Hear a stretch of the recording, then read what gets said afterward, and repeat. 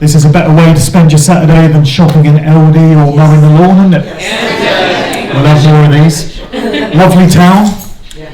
It's just down the road for me. I live about half an hour away, so this is a local one. I seem to be permanently on tour at the moment. Like a rock star, just without the Satanism. So I go all over the place. It's my full-time job, which is just as well because I'm unemployable now. Nobody's ever going to give me a job. So this seems to be my life now. Sort of stumbled into it. I've been doing this research for 13 years. I put my first Musical Truth book out in early 2016, and I've now done 3 volumes of that, and there's plenty more material to come. So the talk I prepared today is an abridged version of a fuller one, which I delivered some time ago, called Music's Military and Mind Control Connections. And it's an overview of my work generally, looking at the true nature of the music industry. So anyone new to this subject might wonder why the words military and mind control are in the same sentence as music. They also might wonder why the screen has just gone off.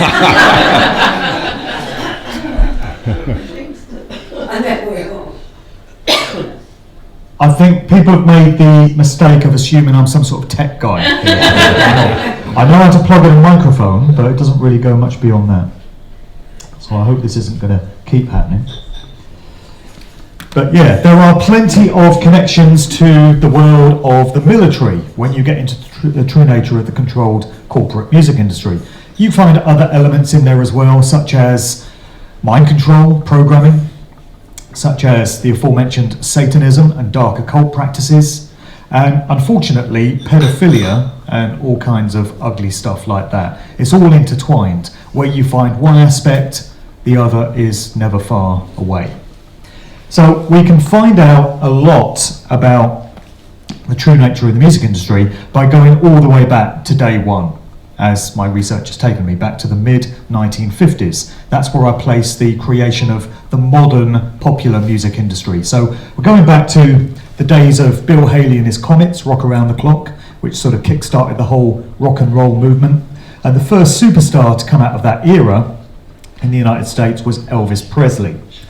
And Elvis's record label was RCA Victor. And if we look into what that company is all about, we get the first of many connections into the world of the military. So RCA stands for the Radio Corporation of America. It was developed by the US Navy, Red Flag number 1. And it spearheaded many standards in vinyl record production and other standards in the music industry, so highly influential. Its counterpart over here in the UK was EMI, Electrical Mechanical Industries. From this article, we discovered the proprietor of EMI was a guy by the name of Sir Joseph Lockwood, an aristocrat, part of the establishment furniture, and there are more connections there into the world of the military. Going back to Elvis Presley, he had his manager, in inverted commas, Colonel Tom Parker, who was not a real colonel, he was a Dutchman with a very dubious past, who turned up in the United States and sort of stumbled into this influential role in the music industry as Elvis Presley's handler. That was his true role.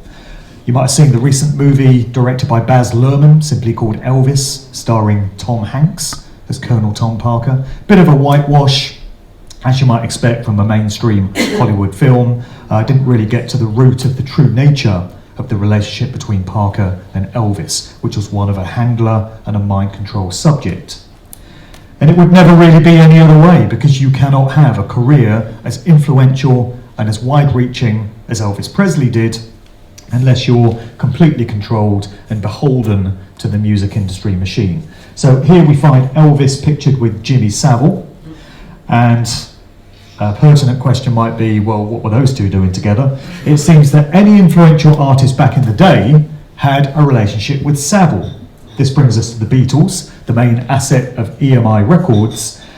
And there was a period in 1964 where Savile actually went out on tour with the Beatles. Can you imagine anything worse than being on tour with Jimmy Savile? So he opened up their show for them and he compared, and when the truth about Jimmy Savile emerged in 2012 and the masses came to know what he was really all about, Paul McCartney, or whoever it is, was very quick to distance himself from Savile by saying, oh well, we never really liked him and we always found him a bit creepy. But you wouldn't know that looking at some of the pictures from back in 1964 when Savile was hanging out with the Beatles. He seems to have had some sort of controller, handler role in the industry. Here he is with Mick Jagger. So he had a relationship with the Rolling Stones as well. And here he is with the first superstar of the rock and roll era to come out of the UK. Carl Shorten's very own, Harry Webb, Cliff Richard, or Sir Cliff Richard to you. And Savile's pictured here with him. He's got a pendulum as if he's hypnotising him. This could be an allusion to mind control, which is absolutely everywhere in the industry. I'll get slightly into that as we progress, but I don't have time to go right into that subject. But Savile is everywhere, and more recently we got this headline: Sir Cliff Richard threatens to sue the BBC over the use of footage of him and Sir Jimmy Savile. Shouldn't have hung out with him then. all sirs together. As to why it is that the Beatles were the most influential and prolific rock music band of all time, I wonder if the clue is in this picture, where we see John Lennon and Paul McCartney. I think that's the original one. Yeah. Giving it a Masonic handshake. Not a Freemason myself, but others have told me that this is a Masonic handshake, and it would explain a lot as to why these two have been hailed as the most celebrated songwriters of the 20th century. There's some speculation as to whether Lennon and McCartney actually wrote all the songs that they've been credited with writing. And this goes into the work of Mike Williams, aka Sage of Quay, who Marty mentioned, who's done some great research into whether it was physically possible for these two to have written all the songs they're said to have done. Mike put out a 4.5-hour presentation in 2020 where he went into fine detail in a particular period of the Beatles' career in 1965, at the time they put out their album Rubber Soul. And by examining what each of the group members is said to have been doing each day during that period, which was very heavily logged, Mike showed that it was physically impossible for them to have had the time to write all the songs that they're said to have done. So if that's the case for one short period in 1965, it's probably the case for their entire career. The Beatles were a construct, sorry to say.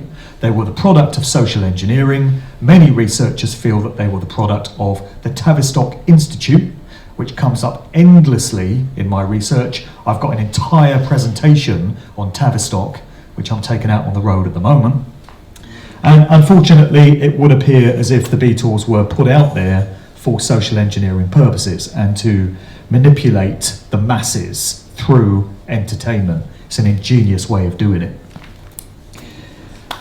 I'd like to do a show of hands at this point in this talk and find out how many people are familiar with the work of the great author and researcher Dave McGowan and his book Weird Scenes Inside the Canyon. How many people have looked at Dave McGowan's work? Yeah, we've got about 4 there. And this is generally the response that I get when I ask for the show of hands. I'm quite surprised at these talks that I do that more people haven't discovered the work of McGowan, because it's very key to these dynamics that I'm presenting today. So he put out this book in 2014. Dave was a builder by trade. He had his own construction firm. That was his day job. And his hobby in his spare time was researching the 1960s rock music scene that he grew up on. And his interest got sparked by one particular neighborhood in the Hollywood Hills of Los Angeles, known as Laurel Canyon. And Dave realized that so many of the influential rock music acts from the mid to late 1960s who changed culture, changed societal attitudes through music, through fashion, through culture, congregated in this one small area of the Hollywood Hills for no apparent reason. This place had no musical history. there was no ostensible reason for all these artists to come from all over the United States, from Canada, Neil Young, Joni Mitchell from the UK, the Animals from Newcastle went out there and relocated. But one thing that was in Laurel Canyon was a covert military research institution known as Lookout Mountain. And this was a place that the US government used to produce propaganda films. You know, these films that you've seen of apparent atomic bombs, nuclear explosions, where you see a house being swept away and this mushroom cloud. They were all produced at Laurel Canyon in Lookout Mountain. And it was part of this program that the government was running to propagandize the American public. So that's a bit strange that all these rock music stars should congregate around an institution such as that. So Dave McGowan went digging further into the family backgrounds of these prominent musicians, and this tells you so much.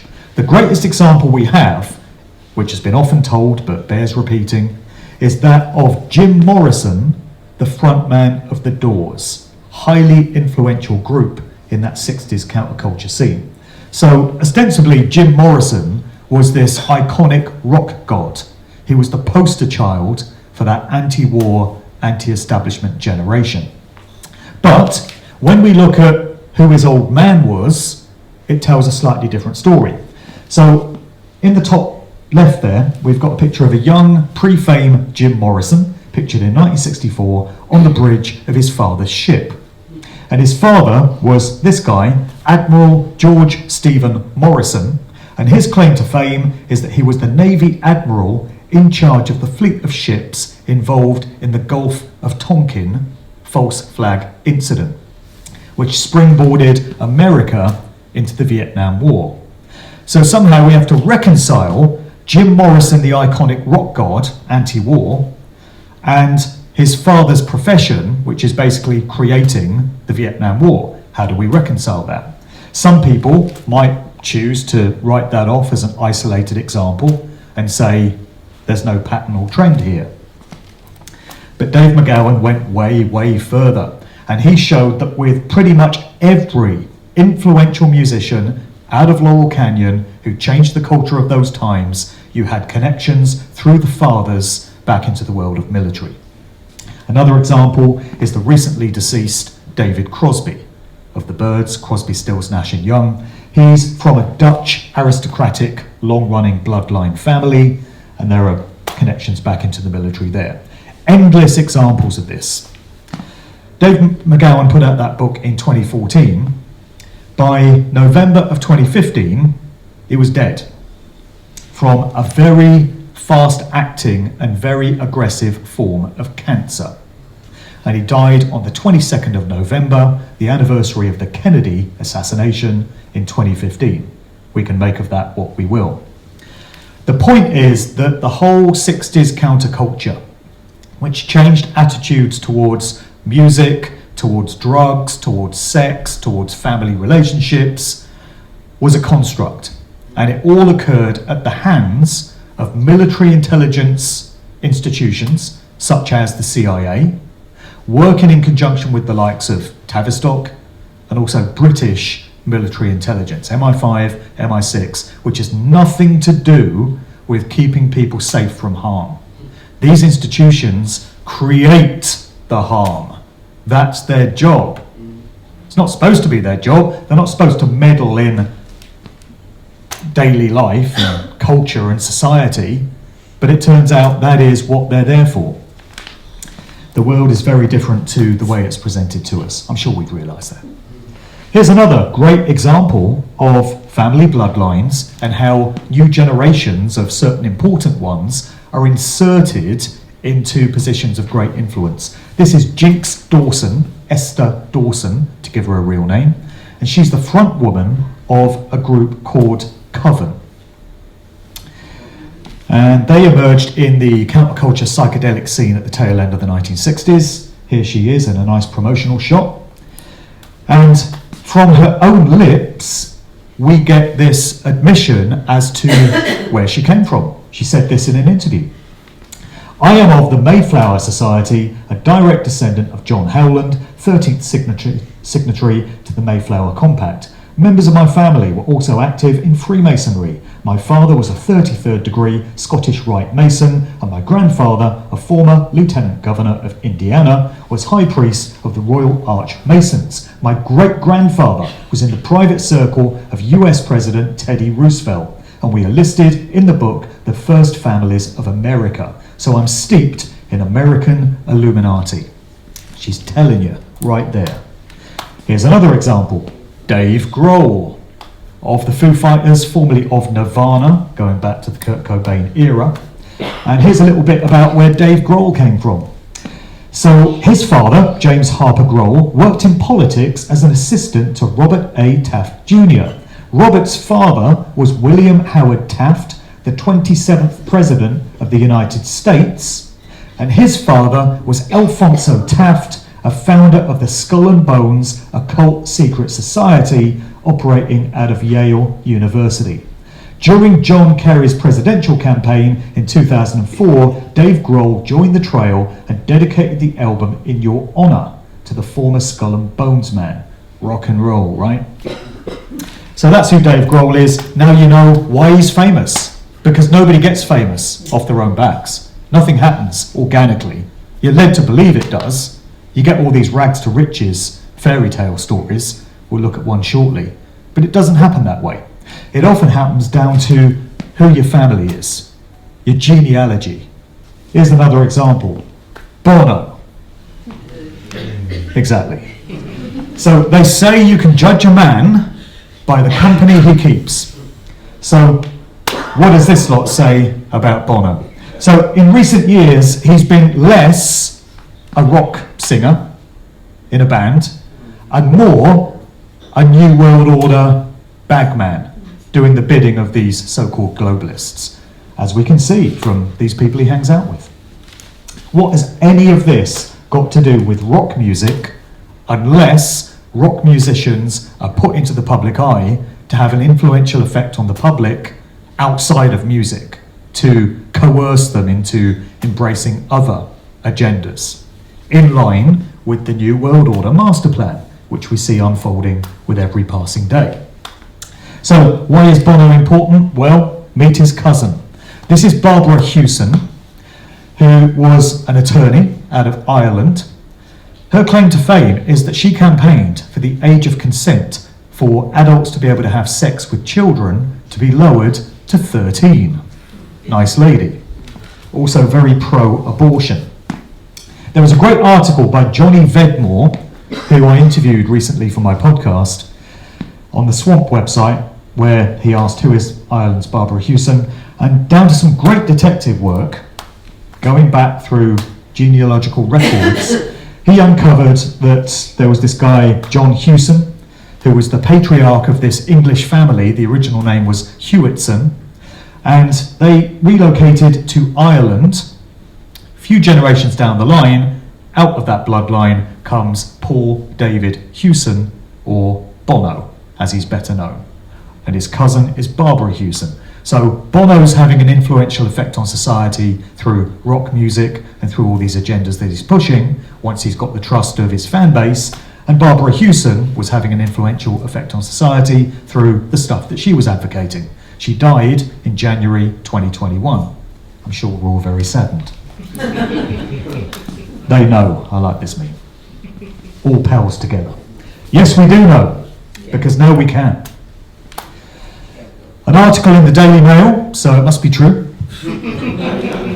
where they got professional genealogists to look into the family background of George W. Bush, village idiot Bush. And so this is right there in the mainstream, and professional genealogists have confirmed this. So they've used Bush as the focal point, but they've illustrated all the family connections going into other famous people. And in many cases it will be cousins several times down the line, but one way or another, all these people are related by blood. So we see Bush in the centre. He's related to John Kerry. He's a cousin. They both attended Skull and Bones at Yale University, the secret society there. So in the 2004 general election, Americans were being asked, who do you want to be your next president? Do you want this skull and bones man out of Yale? Or do you want his cousin, this skull and bones man out of Yale? Ain't democracy great?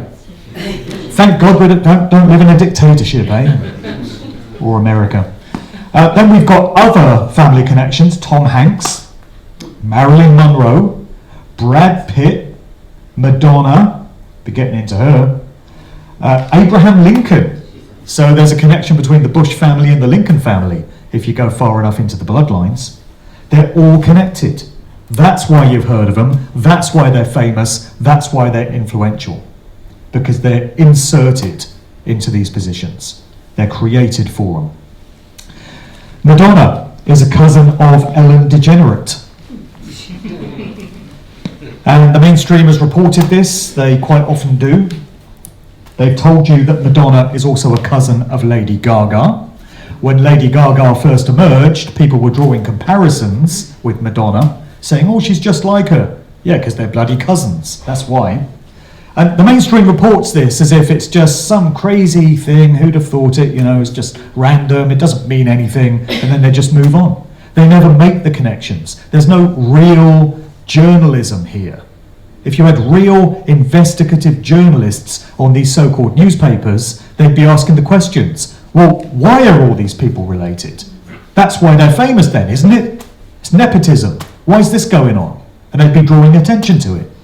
But we don't get that, of course, because the mainstream media is completely controlled and is part of the same overall apparatus as everything else. Madonna. So, in a monologue for the video that she put out for her The Virgin tour, in 1985, we hear her saying, I went to New York, I had a dream. I wanted to be a big star. I didn't know anybody. I wanted to dance. I wanted to sing. I wanted to do all those things. I wanted to make people happy. I wanted to be famous. I wanted everybody to love me. I wanted to be a star. I worked really hard and my dream came true. That's the fairy tale Cinderella story behind where these artists come from and how they become successful. It's actually down to family bloodlines. And in this picture from the movie Desperately Seeking Susan, we can see Madonna has a jacket with an Illuminati pyramid on the back with an illuminated capstone. So they were telling the audience right there in 1985 what it is she's a part of. But how many people back then would have been able to interpret that symbolism and know what it means? Today, in 2023, we know exactly what all this means, and we see it everywhere. The game is very different now. Another thing that music and entertainment generally is used for is this phenomenon which has been described as predictive programming, which is where events which are known to be coming, because the same institutions who control the entertainment outlets are connected to the institutions which cause these events to happen, that's how they know they're coming, aspects of it are put into popular culture so that they get embedded in the subconscious mind of the general public. So when the event goes down for real, or at least the mainstream media tells you that it has, what they tell you is more readily accepted because there's already a familiarity embedded in the subconscious mind. Another reason why they do it is the phenomenon known as revelation of the method. Those that control these industries are, at their core, dark occultists. They understand how energy works and how human activity interacts with the energy field, how natural law and consequentialism works. They know about all this stuff. And they know that there's such a thing as karma. There are consequences for your actions. They know that if you put great harm into the world, you will draw appropriate consequences through the dynamics of natural law. They try to cheat their way around this by pre-announcing what they plan to do, and then they feel that when we don't voice any kind of objection, we're okay with it, which gives them the green light to go right ahead And as far as they see it, they're not causing harm because we've not said no. It's a very sick, twisted way of looking at it, but these are very sick, twisted people. And there are endless examples of this phenomenon in popular culture. The one I've selected is the best example we have. It's foreknowledge and symbolic renderings of the events of 9/11. So this is the World Trade Center towers under construction in 1968, 33, interesting number, years before the events of September 11th, 2001. Back in 1967, when this project got underway, spearheaded by David Rockefeller, there's certain family names that come up in every single talk I do, and Rockefeller is one of them. Somebody noticed that on the cover of this Newsweek magazine from 1967, Rockefeller's got a wristwatch on, and when you close in on the figures on the watch, one hand is pointing to a 9, and one hand is pointing to an 11. Elsewhere in that magazine, you've got the ad that you see on the right, and the guy's wearing a sweatshirt with what looks very similar to the World Trade Center towers. So all this was going into the subconscious mind of the general public as they absorb all this stuff, but they have no conscious appreciation that this is happening. We have some great examples from the music industry, which certainly played its part in preparing the public for 9/11. The best example is this album sleeve from Supertramp. How many people have seen this before? Okay, a lot of people. And the classic thing here is this album was released in 1979. You've got a view from an aeroplane window coming in over Manhattan at breakfast time. You've got this affiliate of the group dressed up as a waitress with a glass of orange juice. Orange equates to 33 in Freemasonry, incidentally. But somebody realised that if you do a mirror image reversal of that sleeve, a very interesting effect occurs. So directly above the two towers of the World Trade Center, where you had the lettering in Supertramp, you now have a 9 and an 11.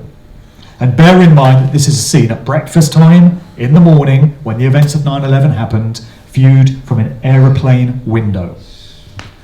How many of these things are going to get written off as coincidence? We all know people that would do that, right? They'd say, oh, you can't read anything into that. Just random.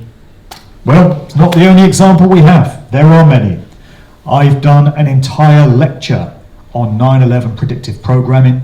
I did it at the Rise Above retreat last September, actually, on the anniversary of the events. Here's another example. Def Leppard, Pyromania. We have a scene looking very similar to what happened on September 11th, 2001. Also this sleeve from a little known rap group called The Coup, an album called Party Music, which came out in June of 2001. So it's a few weeks before the events of 9/11. We see the towers exploding in exactly the same way we saw on the news reports from the day.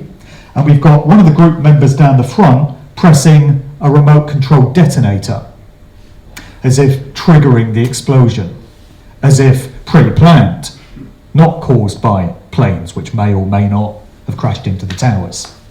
But there it all was. All the symbolic programming was getting done. Here's another one, the almighty RSO, got buildings in the background looking very similar to what happened on 9/11. And those are just a few examples. Many, many others. Many of them are in my Musical Truth Volume 1. So the point here is that we live in a satanically inverted society. It is controlled by occultists. They observe these teachings, this knowledge, these laws. They know how it works. And they've chosen to invert everything. So if you want the truth of a matter, best advice is to take whatever you're being presented with and flip it 180 degrees on its head. And somewhere in the opposite direction is where you're most likely to get the truth. So they lie to our faces, but they tell the truth cryptically for those who are able to decipher the obfuscation. So the nightly news and the proclamations of politicians will be pure deception, and usually a 180 degree inversion of the truth. Whereas it's in what we're trained to think of as fiction or entertainment that the truth so often lies, albeit concealed with layers of symbolism and allegory. How many movies have you ever watched where the plot line to them has come true a few years later. And you try and explain it to people and they'll just say, oh, you've been watching too many films. But that's where they tell us what they want to do.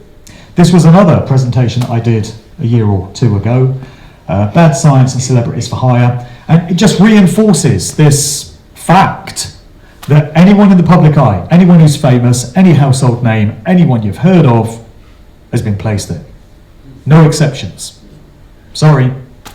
People say, oh yeah, I accept that that dynamic is in place, but my favourite rock band weren't a part of that. No, they just slipped through the net. They weren't involved in it. Well, sorry. If they're famous, if they're successful, if they're wealthy, they've been playing their role. Because you don't get that kind of career otherwise. And it's not just rock stars. It's anyone in the public eye. Supermodels, sports stars, celebrity chefs, politicians, business leaders. Anyone you've heard of, basically. And haven't we seen that over the past 3 years? And we've seen the same old names getting wheeled out. A lifetime actor's work is never done, it seems. Especially when you're a Sir. Sir Paul McCartney, or whoever he is. That's another presentation. Says, I feel fine. Well, he would, because he didn't really take it, did he? But he'll tell you he did. Saying he took the convid, Britney Spears. So there he is, pushing the agenda all these decades on. Paul McCartney slams the idea that wearing face masks infringes on civil liberties. That is stupid, he says. Of course he does, because he's been told to say it. He's been gifted with this extremely durable career, but it comes at a price. And when there's a message to be delivered, and all celebrities and all famous people need to be on the same page, that's exactly what we see happen. How many dissenters were there among the world of celebrities and famous people to the official convid narrative over the past 3 years? You could count them on certainly 2 hands. What? Van Morrison, Eric Clapton a little bit, Ian Brown, Right Said Fred, Danny Rampling. Now I'm running out of names already. Gallagher, no, the Gallaghers delivered mixed messages. They're not on our side. Morrissey? Yeah. A little bit from Morrissey, little bit, not enough though. Nothing from so many supposed rebels, you know. Can I just ask that, people that work in these buildings, for example, like Chester Bennington, Chris Cornell and Avicii, and you only have to watch his last video to show what the film they were going to make. It's amazing that all 4 of Robert Bourdain died within 18 months of each other. They all committed suicide. Yeah, exactly. And So we're told. The last video for A Better Day shows you exactly. Yeah. It depicts child sex trafficking in the video. And the president included in it. Right. I don't know how much creative control Avicii would have had over that video himself, but his death was very suspicious, where he turned up dead in a property owned by the royal family of Oman, a Middle Eastern state. And we're told that he'd had enough of life, so he decided to commit suicide by way of a broken wine bottle. Yeah. But I mean, Chester Bennington had just died not long ago, Chris Cornell, and they were all supposed to be working Robert Bourdain on a film called The Forgotten Children. Right. And it's funny, I think Avicii knew, because obviously Chris Cornell and Chester Bennington had died, he was on the hit list. So I think he made that video saying, you can't stop me doing one thing, and obviously it wouldn't be took off YouTube, because Avicii was massive, wasn't he? Yeah. And the ones that turn up dead in suspicious circumstances are often the ones that in some way have tried to spill the beans on some aspect of what really goes on. I mean, you could throw Michael Jackson, Prince, and George Michael into that. Bob Marley, John Lennon. Yeah. Anyone who becomes a thorn in the side of the establishment and doesn't play the game, you know, it's not going to end well, unfortunately, for them. Whereas Paul McCartney, fine. You know, there's a reason why John Lennon and George Harrison are no longer with us, but Paul McCartney, if it's really him, and Ringo Starr are. Sorry, Sir Paul and Sir Ringo. So John Lennon, very complex character. I personally feel that he was genuine and sincere in his activism. I personally feel that Yoko Ono was sent into his world as his handler to kind of keep him in line. And I personally feel that he was gotten rid of because he'd become too much of a pain in the arse, a loose cannon.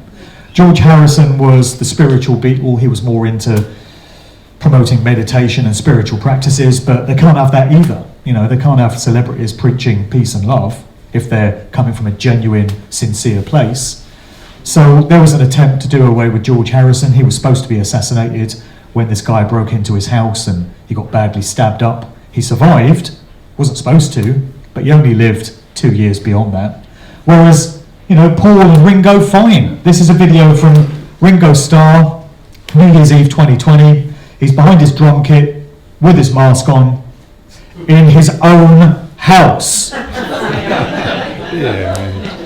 Alone. At least he wasn't in his car. Yeah. But he probably is the sort of guy that would drive around, in a car alone with his mask on. And in this video, Ringo's saying, do what the government says, folks, wear your mask and all of this. Of course he does. No great surprise. Gordon Brown and Sir Bob Geldof discuss a Live Aid style project to help vaccinate the world's poorest. Lifetime actors pulled into an agenda. If you need a rock concert, who else are you going to call other than Gordon Brown, right? Mr. Charisma.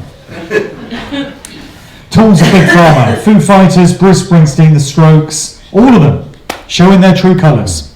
So all these acts in 2021, when things started to open back up, music venues and such, were saying, you can only come to our shows if you've had the arm spear. Bruce Springsteen, born to run, supposed to be a rebel, born to comply, more like. And sometimes it takes decades for them to show their true colours, but they always do in the end. Stevie Nicks begs fans to wear masks as she'll probably never sing again if she contracts coronavirus. Well, I think we'll get by. Now deceased. Sir Elton John, making ads for the NHS, telling everyone to do what the government tells you. No great surprise. Major disappointment in the same ad. Sir Michael Caine, you don't get to be an actor that successful and that prolific without playing the game. When there's an agenda to be pushed and that phone call comes in, you don't say no. And they would know this. Roger Waters, Pink Floyd. Surely we can count on Roger to be on our side. Surely Roger combats tyranny and outrageous incursions into our rights and freedoms. Well, most of the time he seems to. He's had a lot to say about the situation in Palestine and Israel's incursions into it. Very controversial subject matter. But when it came to COVID, one which really mattered because it's affected literally everyone on the surface of Earth, biggest psyop ever pulled, what's he had to say about it? I've got a still from this interview here, I've got the video clip, which I sometimes show, and Roger is praising Dr. Anthony Fauci as a good man. He says he's a good man doing good work to try and help us all. And he says there's lots of other good people doing work, like Bill Gates. Do we even need to say any more about it? So, in summing up, when you learn about how lifetime actors and cultural creation work, the question becomes, are you happy you were duped and taken into confidence by these people? And would you like more of it? Or are you rather hacked off that you were treated as such easy fodder, rife for manipulation, and now that you understand how the game is played, do you resolve to never be fooled in the same way again? There's no shame in admitting that you were bamboozled. All of us are from the earliest age. Everyone here would have been taken in at some point in their lives by a favourite celebrity, a rock group, someone that you've decided you like. Happens to all of us.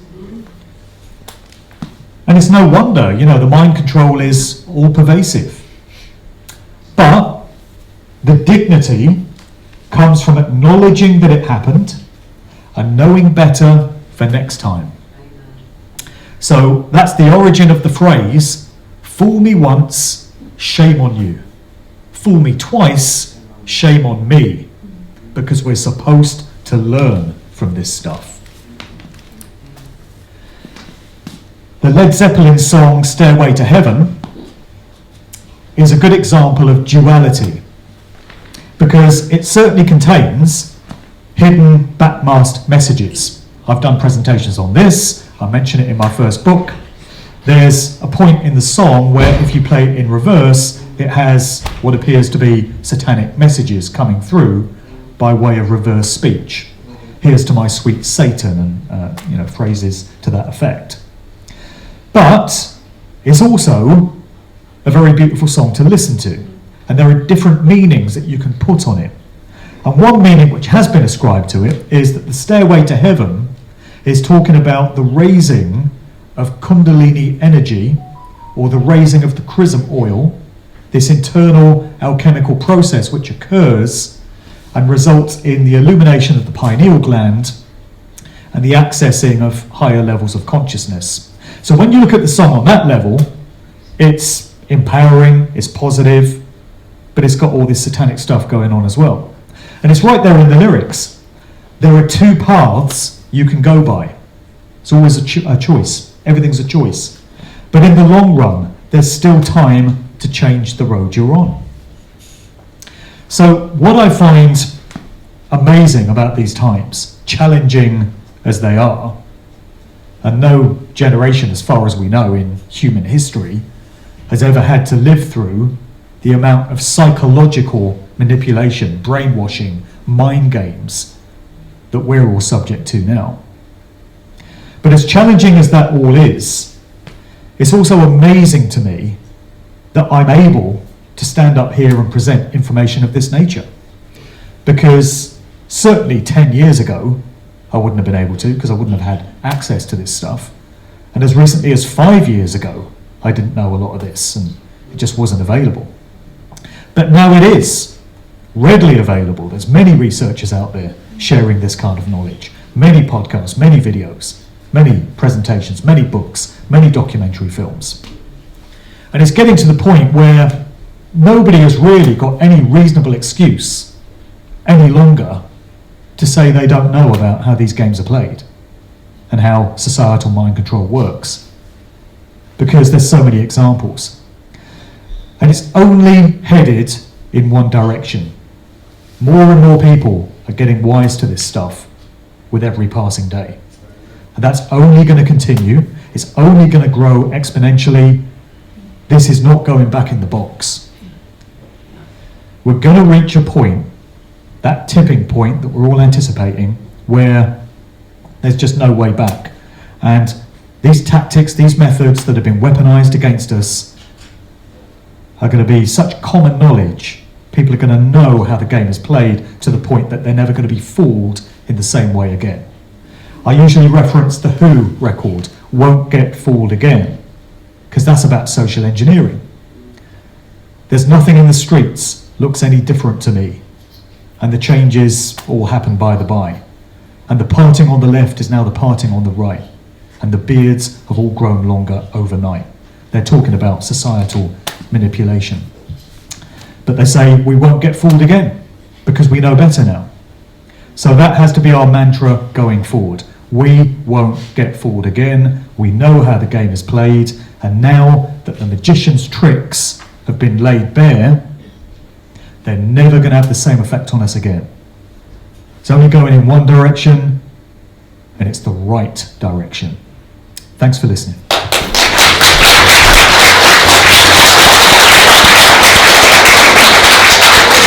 So if anyone's got a question, just put your hand up, please, and we'll go around. Yeah, we'll start here. Shout nice and loud. I'm a big fan of Supertramp, always have been. And do you believe when they split, Roger Hodgson just didn't want part of that anymore because his music is quite spiritual, he's written books, and that was the split of the reason of why? it happened. And also going back to the vinyl covers, how much does the artist actually have in those covers, or are they just told this is what you're going to do, and really they know but don't want any part of that, they just want to concentrate on their music? Is that all part of the control? Yeah, good question. It's like the Avicii video. Yeah. You know, how much did Avicii know about the story that was getting told in that video, and how much do these bands have any creative control over their sleeves? I don't know a whole lot about Supertramp as a band. I've not really delved into them. But I do know there's a lot of bands who have evidently been part of the agenda, so they've been pushing aspects of it, but they also put out incredibly uplifting spiritual songs, and they're imparting great spiritual knowledge. In Musical Truth 3, I've got a whole chapter at the end showcasing some songs of this nature. So the band themselves would appear to be compromised, but they're still putting out amazing messages. And I wonder if it's that the band is permitted to put out a certain amount of their own material and express themselves creatively, so long as they push the agendas when they're called on to do it. I think that's probably what goes on with bands like that. But he never seems to have brought any agenda since he's left. He's quite, I mean, I've seen him at the Royal Albert Hall, and you can say that, yes, that's a big venue, but it's not as big as what they're used to. And I've seen him in much, much smaller venues, and he seems to have not be the same as when he was in the group. And I wonder if he's walked away from that. Yeah, I do wonder if they would allow you to walk away completely from it. Yeah. Maybe it's a case of if you've paid your dues and you've done what's been expected of you, they will allow you to pursue a sort of career on your own back. There's quite a few musicians from back in the day who seem to be out there doing solo stuff now and you know, putting out good messages. So I don't know. I wonder if there's a provision for them to be able to do that, so long as they've served what they've been required to. Yeah. Thank you. Okay. Any other questions? Yeah, at the back. Hi there. Great, interesting talk, Mark. Thank you. For my sins, I was a Nirvana fan in my teenage years, and I've always wondered their last album, Nirvana Unplugged, in New York. I think that was about a month before he died. They covered the David Bowie song, "The Man Who Sold the World." So, two-part question really: is that a disclosure song? And do you think Kurt Cobain had kind of worked out what was going on? And was his death actually by his own hand? I don't believe it was. Nirvana is another band that I don't know a whole lot about, just the sort of surface stuff. I've looked into Kurt Cobain's death. It's highly suspicious. He was 27 years of age, a member of the 27 Club. So many famous musicians turn up dead at the age of 27. And there's so many suspicious elements about his so-called suicide. Courtney Love would appear to have been deeply implicated in it, possibly Dave Grohl as well. Some researchers feel that Kurt Cobain served as some kind of ritual sacrifice for Dave Grohl to be able to go on and achieve success with his own band. Unfortunately, my research has thrown up that this sort of thing does occur. And Courtney Love's father was a guy by the name of Hank Harrison, who was an asset of the CIA. He was also a one-time manager of the Grateful Dead, who were connected to the CIA and Freemasonry and Bohemian Grove and so many other institutions. So yeah, the whole thing stinks. As to that Bowie song, I don't know a whole lot about that one. Sorry, couldn't really comment on that. But you may be onto something. Okay, any more? Yeah, do you think Rick Mail was bumped off? Film one by one. He was excellent, and he pretty much foretold his death. And that's right, yeah. I personally do feel that Rick Mail was bumped off. There was this bizarre incident with a quad bike accident that he had, and then circumstances leading up to his death. He was implicated with the BBC, an asset of the BBC of course, and some researchers feel that he had inside knowledge of stuff that goes on within the BBC. Jimmy Savile was just the tip of the iceberg. Many feel that there's a paedophile ring within the BBC and that Rick Mail knew about it, and he seemed to be trying to warn people of other aspects of what goes on in society. There was the film One by One, which you mentioned, which was spilling the beans on forthcoming events like 9/11 and everything else. And there's an interview where he says to the camera, don't watch television because it's mind control, or words to that effect. And then he says, I could be dead by the time you watch this. Short while later he turns up dead. So I think that's what happens when you try and spill the beans. That's why we didn't find out about Jimmy Savile until after he died. Because apparently there's no living paedophiles, only dead ones.